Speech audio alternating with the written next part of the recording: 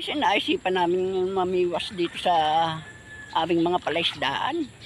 Ayan po, maghukay kami ng bulate. Pero bago ang lahat, intro muna.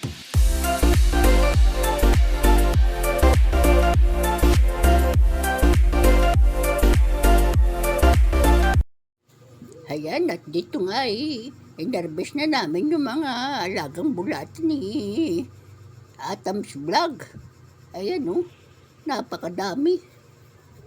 Sabi ko wala kaming mahuli. Ito na lang ang aming kainin. Wow naman! Ayan nga guys, at namuha na kami ng bulate. Wow!